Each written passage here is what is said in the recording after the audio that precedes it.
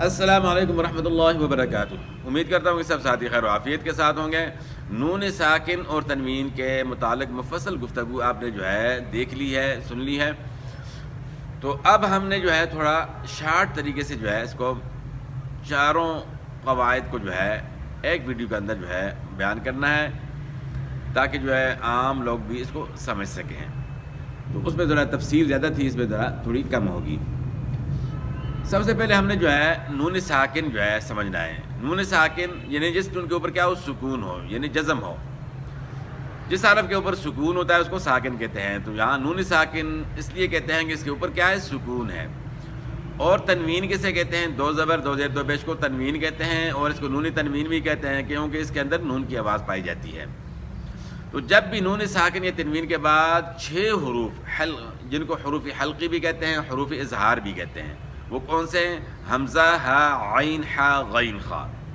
ان کو حلقی اس لیے کہتے ہیں کہ یہ حلق یعنی گلے سے ادا ہوتے ہیں، اور حروف اظہار اس لیے کہتے ہیں کہ یہاں نون ساکن اور تنوین کو واضح صاف طریقے سے، کلیئر طریقے سے ادا کرتے ہیں، اس لیے ان کو حروف اظہار کہتے ہیں۔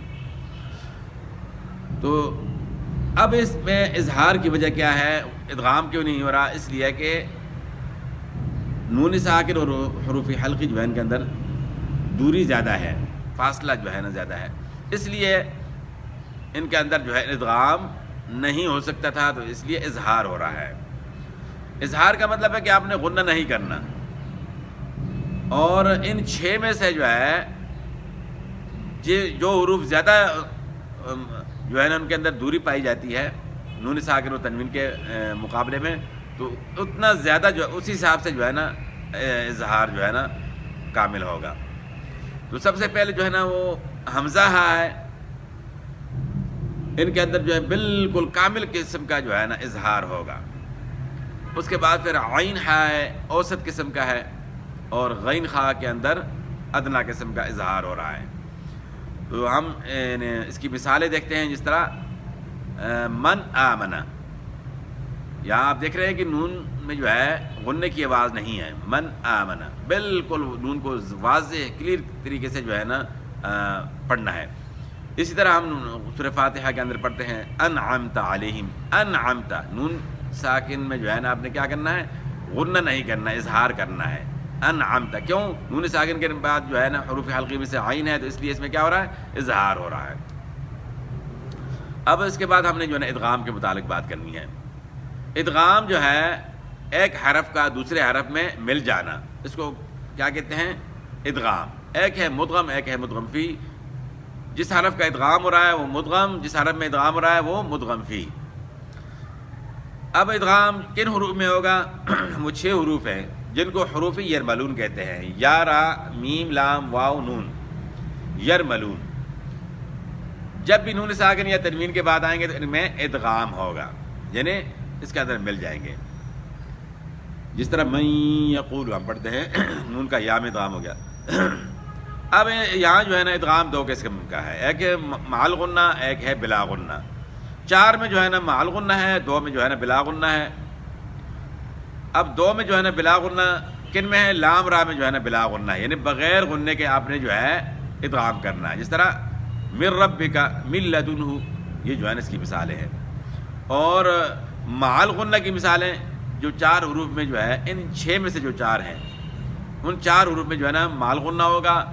جس طرح ہم پڑھتے ہیں من یقول، یہاں ادغام مع الغنہ ہو رہا ہے۔ اور اس کے بعد پھر ایک اقلاب ہے، تیسرے نمبر پہ پھر اقلاب ہے۔ اقلاب یعنی چینج ہو جانا، نون کی آواز میم سے چینج ہو جائے گی، تبدیل ہو جائے گی۔ جس طرح ہم پڑھتے ہیں من بعد، غنہ بھی ہوگا اور نون کی آواز میم سے تبدیل ہو گئی۔ جب بھی نون ساکن یا تنوین کے بعد حرف با آئے گی تو وہاں آپ نے اقلاب کرنا ہے۔ اور اس کے بعد پھر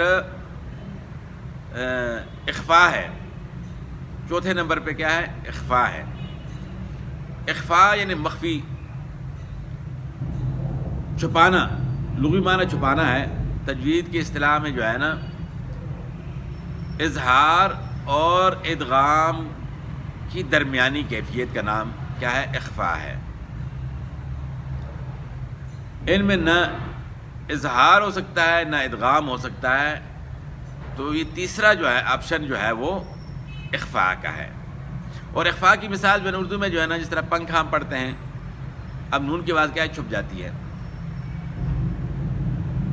اب ہم قرآن پاک کے اندر جو ہے نا پڑھتے ہیں انتم انتم، اب یہاں جو ہے نون کی آواز جو ہے نا کلیئر نہیں، صاف نہیں، چھپ جاتی ہے، تو یہ جو ہے نا اخفا کی جو ہے نا مثال ہوئی۔ اب اخفا کے جو ہے حروف کتنے ہیں؟ اخفا کے جو ہے نا 15 حروف ہیں، اور اس میں جو ہے نا آسان طریقہ جو ہے 15 حروف کا جو ہے جاننے کا وہ کیا ہے کہ آپ اس میں سے جو ہے 6 حروف حلقی کو نکالیں، 6 حروف یرملون کو نکالیں تو یہ 12 یہ ہو گئے، اس کے بعد با کو بھی نکالیں 13 ہو گئے، اور الف تو ویسے بھی نہیں آ سکتا، الف کو بھی نکالیں تو یہ 14 حروف۔ جب آپ نے 29 حروف میں سے جو ہے آپ نے 14 جب نکالے، پیچھے 15 حروف رہ جاتے ہیں، تو یہ کیا ہے؟ حروف اخفا ہے۔ تو یہ جو ہے نا مختصر جو ہے نا اس کے بارے میں جو ہے نا ہماری آج بات تھی نون ساکن و تنوین کے متعلق۔ تو باقی ملتے ہیں اگلی ویڈیو میں، والسلام۔